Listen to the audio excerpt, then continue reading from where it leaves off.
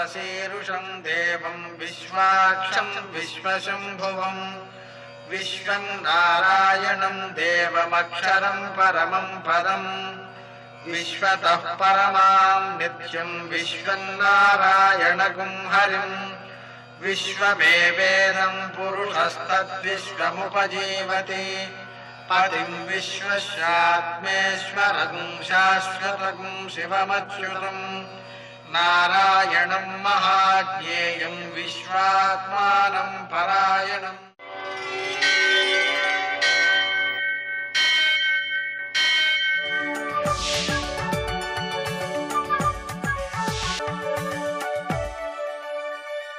सूर्यशौर्यमथेन्दुरिन्द्रपदवी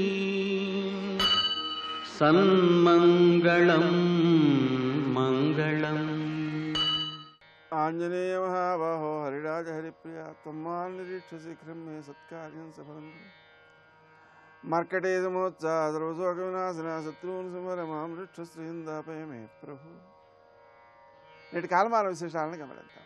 స్వస్తి శ్రీ చాంద్రమానం మన్మథనామ సంవత్సరం దక్షిణాయనం, కొన్ని పంచాంగాల్లో ఉత్తరాయణం, గ్రీష్మ ఋతువు అధిక ఆషాఢమాసం, శుక్లపక్షం మంగళవారం, సూర్యోదయం 5:47 సూర్యాస్తమయం 6:49 తిథి సప్తమి రాత్రి 3:16 వరకు, నక్షత్రం పుబ్బ సాయంకాలం 4:20 వరకు, వర్జన్ రాత్రి 12:28 నుంచి 2:16 వరకు, దుర్ముహూర్తం ఉదయం 8:23 నుంచి 9:16 వరకు, మరల రాత్రి 11:12 నుంచి 11:56 వరకు, అమృతకాలం ఉదయం 9:08 నుంచి 10:56 వరకు, రాహుకాలం మంగళవారం కాబట్టి మధ్యాహ్నం 3 నుంచి 4:30 వరకు, అష్టకవర్గ రీత్యా శుభప్రదమైన సమయం ఉదయం 7 గంటలకి. నేటి విశేషాలలో ప్రదోషము అలాగే త్రిపుష్కర యోగం అది సాయంకాలం 4:20 నుంచి ప్రారంభమై రాత్రి 3:16 వరకు ఈ త్రిపుష్కర యోగం ఉంటుంది. అదే సమయంలో ప్రదోషం కూడా ఉంటుంది కాబట్టి ఈ ప్రదోషానికి మనం కనుక చక్కగా చేసుకున్నట్లయితే మళ్ళీ చేసుకోగలుగుతాం. ఆ శంకరుని యొక్క ఆరాధన కానీ పూజ కానీ, నువ్వులతో పూజ కానీ, కనీసపక్షం శంకరనామస్మరణ కానీ చేసినట్లయితే చాలా ఉత్తమ ఫలితాలు సిద్ధిస్తాయి. నేటి ఆణిముత్యాలు.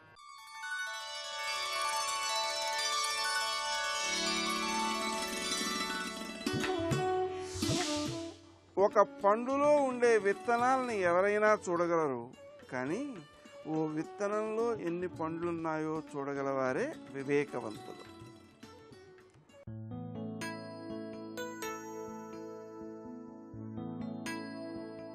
ఒకరు నేర్పగా వచ్చేది మితం, ఒకరి నేర్పుని అర్థం చేసుకోగలిగితే సాధించేది అనంతం.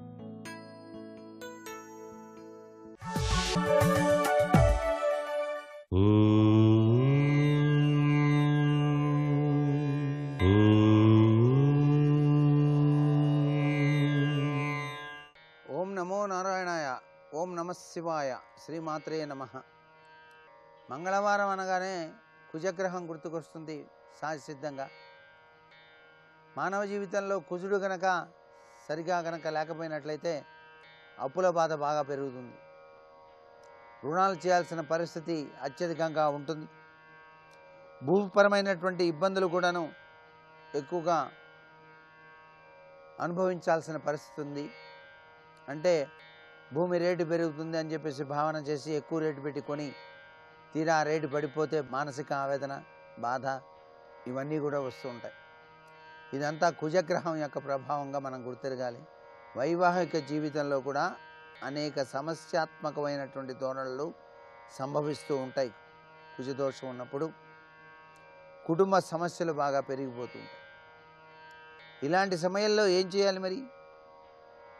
ఆ కుజగ్రహ దోష నివృత్తి కోసం ఆ వారం మంగళవారం అయింది, ఎవరిని ధ్యానం చేస్తే మనకు ఎక్కువ లాభం వస్తుంది అని చెప్పేసి ఆలోచన చేస్తే సనాతన సంప్రదాయ రీత్యా ఆంజనేయ స్వామిని బాగా ఆరాధన చేయాలి. సింధూరం అంటే స్వామివారికి ప్రీతి కాబట్టి సింధూర ప్రియుడైనటువంటి స్వామివారికి చక్కగా సింధూరాన్ని అలంకరింపజేసి తమలపాకులతో పూజ ఆంజనేయ స్వామి వారికి చేసి పానకం, వడపప్పు, అప్పాలు నైవేద్యంగా సమర్పించినట్లయితే చాలా చక్కటి సత్ఫలితాన్ని కుజగ్రహ దోషరీత్యా నివృత్తిరీత్యా మనం బయటపడటానికి ఆస్కారం ఎక్కువగా ఉంటుంది. అంతేకాకుండా కందులు గనక దానం చేసినట్లయితే చాలా మంచిది. బ్రాహ్మణోత్తముడికి ఎర్ర గాజులు, ఎర్ర కుంకుమ, పగడాల మాల ఇవన్నీ కూడాను కుజగ్రహ దోషం పట్టినటువంటి స్త్రీలు ధరించవచ్చు. మీ వద్ద 6 ముఖాల రుద్రాక్ష కనుక ఉన్నట్లయితే మెడలో ధారణ చేయండి. 6 ముఖాల రుద్రాక్ష చాలా విశిష్టవంతమైనటువంటి కుజగ్రహ దోష సంబంధంగా బాగా పనిచేస్తుంది. అంతేకాకుండా భూ సంబంధమైన వివాదాస్పదల నుంచి బయటపడటానికి కూడా ఇది సహకరిస్తుందని చెప్పేసి చెప్పవచ్చు. ఈ మంగళవారం నాడు తప్పనిసరిగా హనుమద్బడబాలన స్తోత్రం, రామరక్ష స్తోత్రం ఎవరైతే పఠనం చేస్తారో వారికి సర్వే సర్వత్రా శుభప్రదమైనటువంటి ప్రభావం ఏర్పడి తీరుతుందని చెప్పడంలో ఏమాత్రం సందేహం లేదు. సర్వే జనా సుఖినో భవంతు.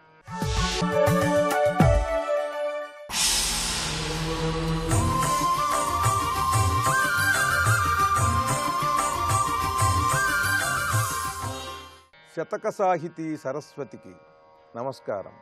అరయగా నేను పాపమసలిరుగనంచనుట కల్లా మరి నిరతంబు పాపమే చేసి తిననుట నిజమైన కల్లా హరుడవీవగుట నా పాపమది కొద్ది హరియింపుమయ్యా హరహర నందమూర్నిలయ విశ్వేశ్వర మహాలింగ.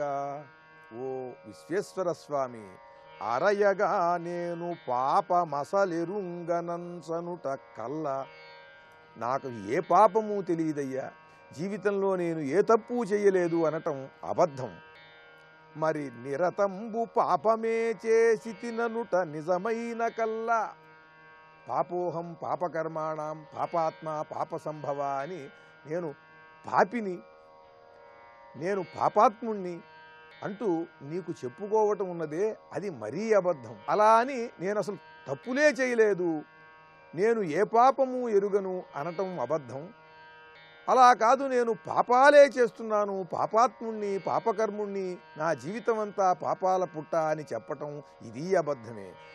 ఓ స్వామి, హరుడవీవగుట, నువ్వు హరించేటువంటి వాడవు కనుక నా పాపమది కొద్ది, నేను చేసిన పాపం చాలా కొద్దిగానే ఉందయ్యా, అదేం పెద్దగా లేదు. హరియింపుమయ్య హరహర, నా పాపాన్ని నువ్వు తొలగించు. నందమూర్నిలయ విశ్వేశ్వర మహాలింగ. పంకమందేమో నిశ్శంక పద్మోద్భవం బొనరింప పంకజాసను నకాదేశమీ సృష్టి ప్రథమమందొసగి. శంకరా నేడు నా హృది నడుగిడగ శంకింపకే శశాంకాంక నందమూర్నిలయ విశ్వేశ్వర మహాలింగ. ఓ విశ్వేశ్వర స్వామి, పంకమందేమో నిశ్శంక పద్మోద్భవం వనరింప, బురదలో పరమ సుగంధంతో పరమ సౌందర్యంతో పుట్టి వికసించేటువంటి పద్మాన్ని నువ్వు సృష్టి జరిగేలాగా ఆ బ్రహ్మకి నువ్వు ఆదేశమిచ్చావు. ఈ సృష్టికాలంలో బురదలోంచి పరమ సౌందర్యంతో సుగంధంతో ప్రకాశించే పద్మం పుట్టేలాగా నువ్వే చేశావు. పంకమందేమో నిశ్శంక పద్మోద్భవం వనరింప పంకజాసను నకాదేశమీ సృష్టి ప్రథమమందొసగి. శంకరా నేడు నా హృది నడుగిడగ శంకింపకే శశాంకాంక నందమూర్నిలయ విశ్వేశ్వర మహాలింగ. ఓ విశ్వేశ్వర స్వామి, పరమ సౌందర్యంతో సుగంధంతో గుబాళిస్తూ పద్మం బురదలో పుట్టేటట్టుగా బ్రహ్మదేవునికి నువ్వు ఆదేశం ఇచ్చావు. పద్మమేమో అలా బురదలో పుడుతున్నది. నేడు నా హృది నడుగిడగ శంకింపకే, ఇవాళ్ళేమో నా హృదయ పద్మంలోకి నువ్వు అడుగు పెట్టడానికి ఇదంతా బురదతో కూడి ఉన్నది, ఇతని హృదయ పద్మం అని శంకిస్తున్నావయ్యా. ఇదేమన్నా న్యాయంగా ఉన్నదా? నువ్వే బ్రహ్మదేవుడికి ఆదేశం ఇచ్చావు కదా, బురద నుండి పరమ సౌందర్యంతో సుగంధంతో పద్మం పుట్టేటట్టుగా అలా పుట్టించమని. మరి నా హృదయ పద్మానికి కొంత బురద అంటి ఉన్నట్టయితే ఈ హృదయ పద్మంలోకి రావటానికి నువ్వెందుకయ్యా శంకిస్తావు? శశాంకాంక, పైగా చంద్రుణ్ణి శిరస్సు పైన ధరించావు. ఆ చంద్రునిలో కూడా కొంత కళంకం ఉన్నది కదా. కళంకం ఉన్నటువంటి శశాంకుణ్ణే శిరస్సున ధరించిన వాడవు. నా హృదయ పద్మానికి ఇంత మలినం వంటితే దానికోసం రావటానికి సందేహిస్తావెందుకయ్యా స్వామి, రా అంటూ భక్తితో ఆర్తితో పాండితీ ప్రకర్షతో పరమాద్భుతమైన పద్యరచన చేసి గొప్ప శతకాన్ని మనకు అందించిన మహాపండిత కవులు శ్రీ విశ్వనాథ అచ్యుత దేవరాయల వారి విశ్వేశ్వర మధ్యాకరళలోని కొన్ని పద్యాలను గురించి రేపు ఉదయం తెలుసుకుందాం. ఓం నమః శివాయ. పంచముఖ ఆంజనేయ ప్రణామమయ్యా, దశభుజా రుద్ర తేజ దండములయ్యా, దశభుజా రుద్ర తేజ దండములయ్యా, పంచముఖ ఆంజనేయ ప్రణామమయ్యా. శ్రీరామ రామ రఘుపుంగవ రామ రామ, శ్రీరామ రామ భరతాగ్రజ రామ రామ, శ్రీరామ రామ రణకర్కశ రామ రామ, శ్రీరామ రామ శరణం భవ రామ రామ. ఆంజనేయం మహావీరం బ్రహ్మ విష్ణు శివాత్మకం, బాలార్క సదృశాభాసం రామదూతం నమామ్యహం. శివాయ గురవే నమః. శ్రీమాత్రే నమః. శ్రీ విష్ణురూపాయ నమః శివాయ. శ్రీరామ జయ రామ జయ జయ రామ. ఆంజనేయ స్వామి వారు అశోకవనంలో తాను దర్శిస్తున్నటువంటి సీతని పరిశీలించుతూ ఈమె సీతయే అనే అనేక కారణాలతో ఆయన ఒక నిర్ధారణకు వస్తున్నాడు. నిశ్వాస బహుళాం భీరుం భుజంగేంద్ర వధూమివ. ఆ తల్లి బాధతో నిట్టూర్పులు విడుస్తుందట. ఆ నిట్టూర్పులు విడబడి ఎలా ఉన్నదంటే ఒక మహాసర్పము బుసలు కొడుతున్నట్లుగా ఉన్నది. శోకజాలేన మహతా వితతేన నరాజతి. ఇక్కడ అమ్మవారిని ఒక భుజంగ స్త్రీలాగా వర్ణిస్తున్నారు.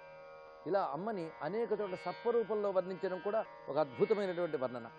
పైగా దుఃఖ సమూహంతో కూడడం చేత ఆమె ప్రకాశం బయటకు తెలియడం లేదు అన్నారు. శోకజాలేన మహత వితతేన నరాజతీం. ఆమెలో అద్భుతమైన ప్రకాశం ఉన్నప్పటికీ కూడా దుఃఖము కప్పబడి ఉన్నది. సంసక్తాం ధూమజాలైన శిఖామి విభావసోహో. మళ్ళీ ఇదివరకు చెప్పిన మాట ఇక్కడ స్ఫురింపజేస్తూ ఉన్నాడు. పొగ కప్పినటువంటి అగ్నివలే ఉన్నది. తాం స్మృతిమివ సందిగ్ధాం వృద్ధిం నిపతితామివ. ఇక్కడ నుంచి వాల్మీకి చెప్పినటువంటి కొన్ని శ్లోకములు సాహిత్య జగత్తులో చాలా ఉత్కృష్టమైన స్థానాన్ని పొందే. సీతమ్మ ఆ రాక్షసుల మధ్యలో దుఃఖంతో కూడి ఉన్నప్పుడు సహజంగా అద్భుతమైన తేజస్వరూపిణి అయినప్పటికీ కూడా ఇంత భయంకరమైన పరిస్థితుల వల్ల ఆ తేజస్సు మరుగున పడింది అని చెప్తున్నారు. ఇక్కడ వాడిన ఉపమానాల్లో ఉపదేశాలు కూడా ఉన్నాయి. కొన్ని గొప్ప లక్షణాలు కూడా అనేకములైనటువంటి దుష్ట పరిస్థితుల వల్ల రాణించవు, ప్రకాశించవు. అలా ఇక్కడ అమ్మ యొక్క అద్భుతమైన వర్చస్సు కూడా దుఃఖము వల్ల ఇతరత్ర అసురు గణాల వల్ల అవి ప్రకాశించడం లేదు. ఇది మనం తెలుసుకుంటే మనలో ఉన్నటువంటి దివ్య గుణాలు కూడా లోపల అనేక అసురు గుణాలు కానీ పెరిగిపోతే అవి బయటికి కనిపించవు. కనుకనే వీటి బట్టి అసురు గుణాలను తొలగించుకుంటేనే అద్భుతమైన లోపల దివ్యత్వం తెలియబడుతుంది అనే సూచనను కూడా వాల్మీకి చూపిస్తున్నాడు. ఇక్కడ వాడిన ఉపమానాలన్నీ కూడా ఆనాటి అద్భుత సంప్రదాయాలను కూడా తెలియజేస్తాయి. తాం స్మృతిమివ సందిగ్ధాం వృద్ధిం నిపతితామివ విగతామివ చ శ్రద్ధాం ఆశాం ప్రతిఘతామివ సోపసర్గాం యథాసిద్ధిం బుద్ధిం సకలుషామివ అభూతైనాపవాదేన కీర్తిం నిపతితామివ రామోపరోధ వ్యధితాం రక్షోహరణ కర్షితాం. ఇక్కడ రామచంద్రమూర్తి అరణ్యాలకి రావడం, ఆయన అరణ్యాల్లో అనేక రకములైనటువంటి కష్టాలు పడ్డం, అవి తలంచుకుంటూ రావణ్ణితో అపహరింపబడినందుకు వేదన పడుతూ కృషించిపోయిన సీత ఎలా ఉన్నది అంటే ఇక్కడ ఉపమానాలు చూపిస్తున్నారు. ఇది కవితాపరంగా ఉపమానం అనేది ఒక అలంకారం, కానీ ఇక్కడ అలంకారమే కాకుండా ఒక చక్కని ఉపదేశ విషయములు కూడా ఉన్నాయి. ఈ తల్లి ఎలా ఉన్నది అంటే సందేహంతో ఉన్న స్మరణ శక్తిలాగా ఉన్నది. నశించిపోయిన సమృద్ధిలా ఉన్నది, దెబ్బతిన్న శ్రద్ధలాగా ఉన్నది, అడ్డు తగిలిన ఆశలాగా ఉన్నది, విఘ్నము కలిగిన సిద్ధిలాగున్నది, పైగా కాలుష్యంతో కూడిన బుద్ధిలాగున్నది అన్నారు. ఇందులో మనం పరిశీలించినట్లయితే ఒకవైపు ఒక దివ్య గుణాన్ని చూపిస్తున్నారు, దానిని రాణించనివ్వకుండా చేసేటటువంటి దుర్గుణాలను చూపిస్తున్నారు. దీన్ని బట్టి ఆ దుర్గుణాలన్నీ రాక్షస గణాలు, దుఃఖము మొదలైన భావాలైతే ఈ తల్లి ఆ దివ్య గుణం వలె ఉన్నది. ఇక్కడ స్మరణ శక్తి సందేహంతో కూడినప్పుడు ఎలా ఉంటుందో అలా ఉందన్నారు. ఎందుకంటే స్మరణ చాలా గొప్పది, కానీ సందేహం అనేది ఆక్రమించగానే వచ్చిన స్మరణ నిజమా అవునా కాదా అని సందేహం వచ్చి ఆ స్మరణ శక్తి శోభరాదు. అందుకు సందేహంతో కలిగినటువంటి స్మరణ శక్తి వలె ఆ రాక్షసీగణ మధ్యంలో దుఃఖంతో సీత ఉన్నది. సందిగ్ధాం స్మృతిమివ అనే మాటలో చూపించారు. అదేవిధంగా ఒక సమృద్ధి హఠాత్తుగా దెబ్బతింటే ఆ సమృద్ధి ఎలా కళలు తగ్గిపోతుందో అదేవిధంగా దెబ్బతిన్న సమృద్ధిలాగా దుఃఖంతో ఉన్న సీత ప్రకాశరహితంగా ఉన్నది. అదేవిధంగా విగతామివచ శ్రద్ధాం, ఇది గొప్ప మాట చెప్పాడు. శ్రద్ధగాని దెబ్బతింటే శోభ ఉండదు. అదేవిధంగా దెబ్బతిన్న శ్రద్ధలాగా ఉంది అన్నారు. దెబ్బతిన్న సమృద్ధి, దెబ్బతిన్న శ్రద్ధ. శ్రద్ధ అనే మాటకి ఆస్తికత అని అర్థం. శాస్త్రవాక్యముల యందు, గురువాక్యముల యందు ఒక ఆస్తికత, అది నిజము అనే భావన, అది సత్యమనే నమ్మకం, ఈ విశ్వాసం కానీ దెబ్బతింటే ఆ మొత్తం మన సాధనే దెబ్బతింటుంది. మనం ఏదో మంత్రం ఉపదేశం తీసుకుని జపం చేస్తూ ఉంటాం. ఈ మంత్రం వల్ల సిద్ధి వస్తుంది, ఇది శాస్త్రం చెప్పింది, ఇది నిజము అని కానీ మనం సాధన చేస్తే తప్పకుండా ఫలిస్తుంది. ఆ శ్రద్ధ లేకుండా ఈ నిజంగా దేవుడున్నాడా, ఈ మంత్రం వల్ల ఫలిస్తుందా అనుకుంటూ మంత్రం చేసామా ఆ సాధన ఫలించదు. శ్రద్ధావాల్ లభతే జ్ఞానం అన్నాడు కదా గీతలో పరమాత్మ. అందుకు దెబ్బతిన్న విశ్వాసంలాగా ఇక్కడ శోకంతో అసురి గణంతో సీత ఉన్నది అన్న అంటే అమ్మ శ్రద్ధలాగున్నది. ఆ దెబ్బతీసే శక్తుల్లాగా ఉన్నాయి చుట్టూ ఉన్నటువంటి అసురగణములు, దుఃఖము కూడా. ఆశాం ప్రతిహతామివా, అడ్డు తగిలిన ఆశ వలె ఉంది అన్నారు. ఏదో ఆశతో ఏదో చేయబోతూ ఉంటే ఆ ఆశకు విఘాతం కలిగితే ఎలా ఉంటుందో అలా ఉన్నది సీతమ్మ. సోపసర్గాం యథాసిద్ధిం, విఘ్నము కలిగిన సిద్ధి వలె అన్నారు. సిద్ధి అనేది గొప్పతనం, విఘ్నం అనేది ఇక్కడ శోకము అసురగుణముల వల్లే అడ్డుకున్నాయి. అలాగే కాలుష్యం కలిగిన బుద్ధి అన్నారు. బుద్ధి శక్తి చాలా గొప్పది, కానీ దానికి నిర్మలత్వం లేకపోతే ఆ బుద్ధి రాణించదు. అలాగే ఇక్కడ నిర్మలత్వం లేకపోవడం అనేది ఒక శోకము వలె, అసుర గణముల వలె ఉంటే అమ్మ బుద్ధిశక్తి వలె ఉన్నది. ఇందులో మనం క్రమంగా ఈ చుట్టూ ఉన్నటువంటి ఆ నెగటివిటీస్ అంటే విపరీత శక్తులను తీసేసి ఉత్తమమైన భావాలు బయటికి తెద్దాం. అందులో ఒక అంతరార్థం కనబడుతుంది. స్మృతి, సమృద్ధి, శ్రద్ధ, ఆశ, సిద్ధి, బుద్ధి, ఇంకా తర్వాత కీర్తి, ఇంతవరకు మొత్తం 7 స్వరూపాలుగా అమ్మను చూపిస్తున్నారు. ఇది ఒక అద్భుతమైనటువంటి దృష్టి జాగ్రత్తగా పరిశీలిస్తే. స్మృతి అంటే స్మరణ శక్తి. ప్రతి వారిలో పరాశక్తి ఏ ఏ రూపాలతో వ్యాపించి ఉంటుందో ఇక్కడ తెలుసుకోవచ్చు. యాదేవి సర్వభూతేషు స్మృతి రూపేణ సంస్థిత, నమస్తస్యై నమస్తస్యై నమస్తస్యై నమో నమః. యాదేవి సర్వభూతేషు శ్రద్ధారూపేణ సంస్థిత. ఇలాగా దేవీ మహాత్మ్యంలో వ్యాస మహర్షి అమ్మవారు ప్రతి వారిలోని దివ్యశక్తుల రూపంతో ఉంటుంది అని చూపిస్తున్నారు.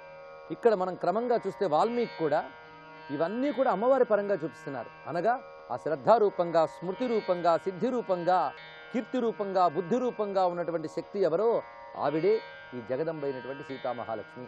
ఆమె చుట్టూ ఉన్నటువంటి అసురులు ఉత్తమ గుణాలను ఆక్రమించినటువంటి దుర్గుణాల వలె ఉన్నారు. ఇక శోకభావం కూడా అలా ఉన్నది. అలాగే మనలో ఎన్ని గొప్ప గుణాలున్నా శోకము మొదలైనవి ఆక్రమించినప్పుడు అవి ప్రకాశించలేవు.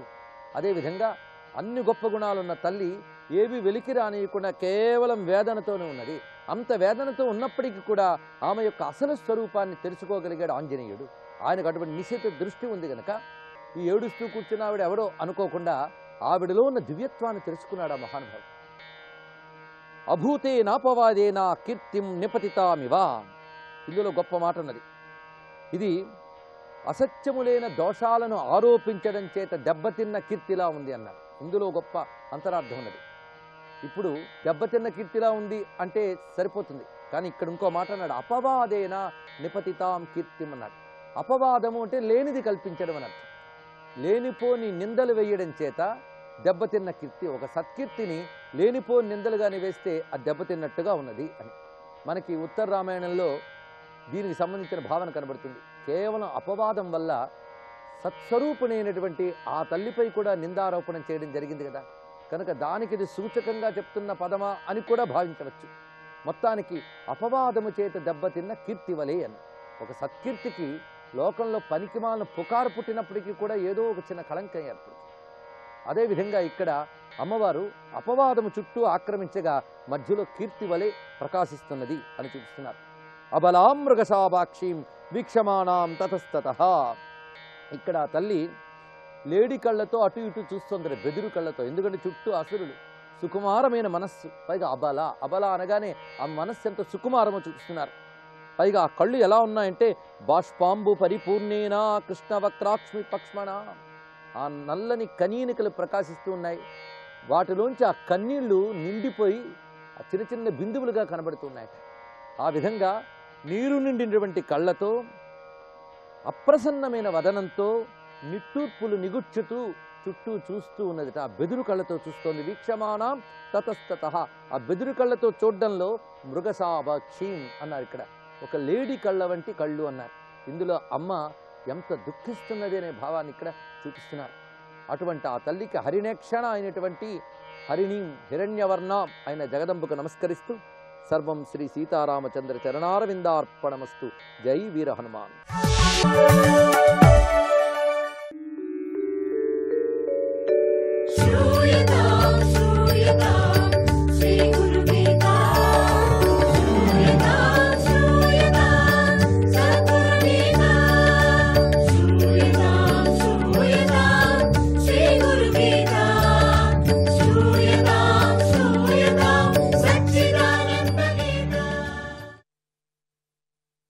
జయ గురుదత్త. మమకారానికి ఉనికి మనస్సు. అంటే మనస్సు మనం అనుకున్నాం కదా, 6 శత్రువులతో కలిసి పాపకార్యాలను చేయిస్తుందని. ఈ 6 శత్రువుల్ని గురువుగారు ఒకరి తీగారు చూద్దాం. మమకారం వల్ల అంతటి దుష్పరిణామం కలుగుతుంది. అవధూత స్వామి యదువుకు కురుల పక్షి మూలకంగా ఈ విషయాన్ని బోధించాడు. ఒకనాడు ఒక కురుల పక్షికి ఒక మాంసపు ముక్క దొరికింది. అదెంతో ఆనందించింది. సుఖంగా కూర్చొని తిందామనుకున్నది. మాంసపు ముక్కను నోటితో కరుచుకొని ఆకాశంలో ఎగరసాగింది. మరికొన్ని పక్షులు ఆ మాంసపు ముక్కకై ఆశపడ్డాయి, వెంటపడ్డాయి. కురుల పక్షికి ఆ పక్షుల నుండి ఆహారాన్ని రక్షించుకోవటం ప్రాణాంతకమైపోయింది. లభించింది ఆహారంపై మమకారాన్ని వదిలి తక్షణం విడిచిపెట్టేసింది. పక్షులన్నీ దాని మీద దాడి చేయటం మాని కురుల పక్షిని, ఆ పక్షి విడిచినటువంటి ఆహారం చుట్టూ చేరాయి. ఎప్పుడు విడిచిపెట్టి కింద పడుతుంది దాని చుట్టూ చేరాయి అన్నీ. కురుల పక్షి ప్రాణాలను దక్కించుకొని సుఖంగా ఉంది. అక్కడి నుంచి అది ఎగిరిపోయింది. ఊరికే దొరికిందని చెట్టు మీద కూర్చొని తినేసి ఉంటే బాగుండదు. ఆ ఆనందంతో ఆకాశమంతా ఎగిరి చూపించుకుంది అందరికీ, చూడండి దొరికింది అని. మిగతా పక్షులు దొరుకుతాయా? అంతే. ఇంకా మిగతా పక్షులంతా దాడి చేసి దాని దగ్గర లాక్కున్నాయి. అలాగే అది వదిలేసింది, ప్రాణం కావాలి కదా అని. అలాగే యోగి కూడా లభించిన వస్తువుపై మమకారాన్ని పెంచుకోకుండా విడిచిపెట్టాలి. ప్రతి వస్తువులోనూ, ప్రతి చిన్న పక్షిలోనూ, ప్రతి పిట్టలోనూ, ప్రతి చీమలోనూ స్వామి గురుత్వాన్ని చూస్తున్నాడు. అదే నేర్చుకోవాలి మనం కూడా. మనం ఏం చేస్తాం, ఇంకొక ఫీలింగ్గా ఏదో చూసుకుంటాం విరుద్ధమైనటువంటి ఆశతో. అంటే మమకారాన్ని పెంచుకోకుండా విడిచిపెట్టాలి అనటానికి ఇదొకటి. నిరాడంబరంగా జీవించాలి, వీటితో సంగం పెట్టుకోరాదు. మమకారం అనేది దుఃఖానికి బీజమని తెలుసుకోవాలి అని అవధూత స్వామి బోధించాడు. సుఖం అనేది విడిచిపెట్టడంలోనే ఉంది, కానీ పట్టుకొని వేలాడటంలో లేదు అని కురుర పక్షి తెలిపింది. ఈ విషయాలను గ్రహించి దుఃఖానికి కారణమైన వాటిని విడిచిపెట్టిన సాధకుడు సమబుద్ధిపరుడవుతాడు అనేదాన్ని దీని నుంచి మనం తెలుసుకున్నాం. బాలుడు ఇక జీవితం యొక్క దశలలో బాల్య దశ ఎంతో విలువైనది, ముఖ్యమైనది. అప్పుడు గడిపినటువంటి జీవితం బంగారు కలలాగా మిగిలిపోతుంది. బాల్యావస్థ అనేది ఒక అదృష్టం, ఒక గిఫ్ట్. బంగారు కళ అని చెప్పారు. ఏమీ తెలియని పసి మనస్సు ఆ సమయంలో. మనస్సు వికసించని స్థితి అది. బాల్యంలో జీవితం గురించి ఒక అవగాహన ఉండదు, ఏ విచారమైనటువంటి అవగాహన కూడా ఉండదు. కనుకనే తల్లిదండ్రులు బాలులను క్రమశిక్షణలో పెంచి తీర్చిదిద్దాలి. ఆ సమయంలో వదలకూడదు. ఆ పెద్దోడవుతున్నాడు, ఆ మగపూళ్ళకాయ వీడికేమి, ఆ ఆడపిల్ల దీనికి అనకూడదు. బాలుడు యొక్క మనస్సు ఆట బొమ్మల మీద, చిత్ర విచిత్రమైన వస్తువుల మీదే ఉంటుంది. వాటి మీదే ఆసక్తి కలిగి ఉంటాడు. దాన్నే కూడబెట్టుకుంటాడు, దాన్నే ఎప్పుడూ దగ్గర పెట్టుకుంటాడు, దాంతోనే ఆడుకుంటాడు, దాంతోనే కాలహరణం చేస్తూ ఉంటాడు.